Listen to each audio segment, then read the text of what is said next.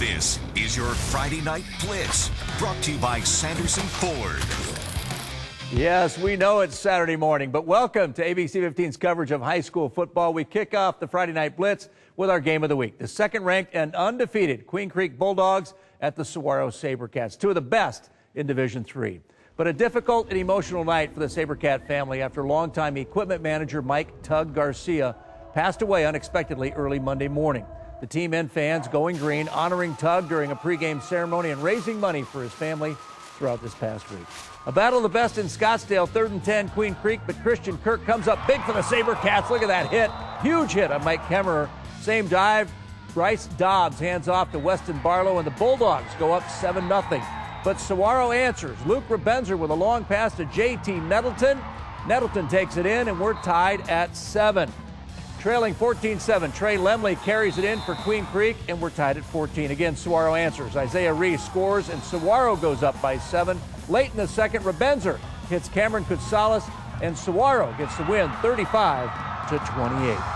Out in the East Valley, the 11th-ranked Basha Bears taking on the Perry Pumas. The Arizona Cardinals with a special pregame ceremony at Perry to support Breast Cancer Awareness Month. Cardinals rookie safety Tyrann Mathieu on hand to help recognize 10 breast cancer survivors from the Perry High School family, presenting all of them with honorary pink jerseys, as well as donating pink jerseys to the Pumas, along with wristbands, shoelaces, and hats. Well, I've had 2 aunts passed away from breast cancer, so it's extremely important to me.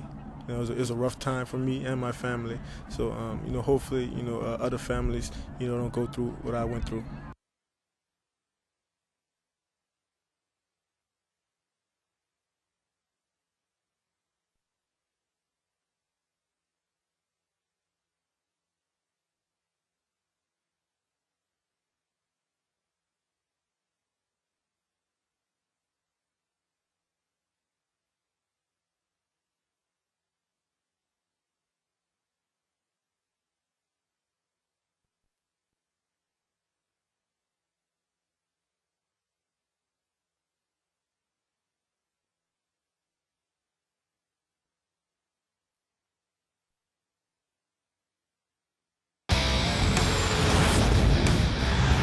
This is your Friday Night Blitz, brought to you by Sanderson Ford. Yes, we know it's Saturday morning, but we got to talk some high school football coverage. We kick off our Friday Night Blitz with our game of the week, the second-ranked and undefeated Queen Creek Bulldogs at the Saguaro SaberCats, two of the best in Division III. But a difficult and emotional night for the SaberCat family after longtime equipment manager Mike "Tug" Garcia passes away unexpectedly early Monday morning. The team and fans going green, honoring Tug during a pregame ceremony and raising money for his family throughout this past week. A battle of the best in Scottsdale, 3rd and 10, Queen Creek, but Christian Kirk comes up big for the SaberCats. That huge hit on Mike Kemmerer. Same drive. Bryce Dobbs hands off to Weston Barlow, and the Bulldogs are up 7-0. But Saguaro answers. Luke Rebenzer with a long pass to J.T. Nettleton. Nettleton takes it in, and we're tied at 7. Trailing 14-7, Trey Lemley carries it in for Queen Creek, and we're tied at 14. Again, Saguaro answers. Isaiah Reese scores, and Saguaro goes up by 7. Late in the second, Rebenzer hits Cameron Kutsalis, and Saguaro gets the win 35-28. Out in the East Valley, the 11th-ranked Basha Bears taking on the Perry Pumas. The Arizona Cardinals with a special pregame ceremony at Perry to support Breast Cancer Awareness Month. Cardinals rookie safety Tyrann Mathieu on hand to help recognize 10 breast cancer survivors from the Perry High School family, presenting all of them with honorary pink jerseys, as well as donating pink jerseys to the Pumas, along with wristbands, shoelaces, and hats.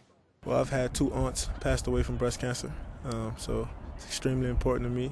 It was a rough time for me and my family. So, hopefully, other families, don't go through what I went through.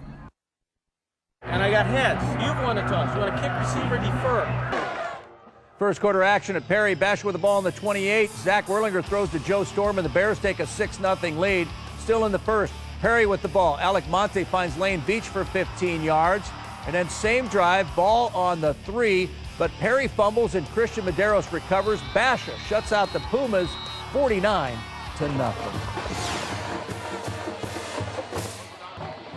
Staying in Gilbert, 2 top teams in Division II. The Marcos Deniza Padres taking on the Campo Verde Coyotes. Both teams sitting at 4-1. Pick it up in the third. Marcos with the ball. Jackson Loney hands off to Jake Lagunas, and the Padres pull within 7. in the fourth. Coyotes with the ball on the 3-yard line. Luke Pineda hands off to Gabriel Ogbanaya, and Ogbanaya carries it 53 yards for a first down. Great shot there. Good job. Same drive ball on the 12-yard line, and Pineda finds Alex Madrid for the touchdown. Campo Verde beats Marcos Deniza 28-7. A huge in-district rivalry in Chandler. The second-ranked Hamilton Huskies at the fourth-ranked Chandler Wolves. We pick it up in the fourth. Final minute, Chandler up by 4 with Hamilton driving. Sam Sasso finds Elijah Williams right in front of our cameraman. Next play, Sasso finds Williams again, but Williams bobbles the ball. He brings it in, though, and runs it into the end zone. Hamilton up by 3, and what a finish we have. Chandler comes back. Bryce Perkins finds Deontay Sykes at the goal line. Yes, it's ruled a touchdown with 11 seconds left. Chandler is up by 4. Last chance for Hamilton. This one gets thrown downfield by Sasso, but it gets intercepted and returned for a touchdown. It took 15 years in the making, but the Chandler Wolves beat the Hamilton Huskies for the first time ever, 26-16. Air 15 sending these highlights for our way. The Notre Dame Saints taking on the fourth-ranked Chaparral Firebirds in Scottsdale. The Firebirds with a great punt, and Notre Dame gets backed up to its 1-yard line. A few plays later, Thomas Lehman throws, but it gets picked off by Michael Rice, and Rice returns it for a Chaparral touchdown. The Firebirds win this one 42-0. Well, it's called the Ahwatukee Bowl, and it's such a big rivalry. Most of Ahwatukee shuts down for this one. The number 1 ranked team in the state, the Mountain Pointe Pride, taking on the Desert Vista Thunder.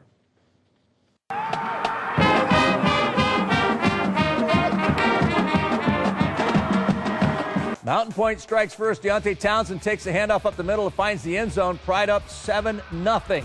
Right before half, Pride quarterback Antonio Hinojosa rolls out, finds Timmy Hernandez, who does the rest, reaches out for the pylon. Touchdown, Pride. Mountain Pointe moves to 7-0 on the season.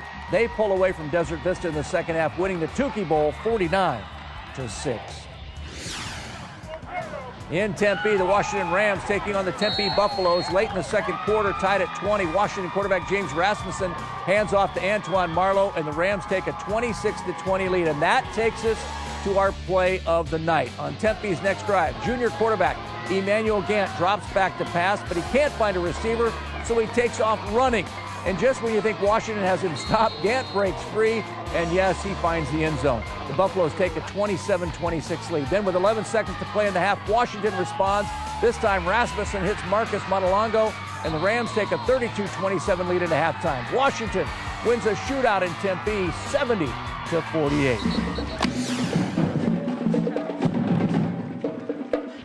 Teacher Appreciation Night in Tempe. The McClintock Chargers hosting the Williams Field Blackhawks.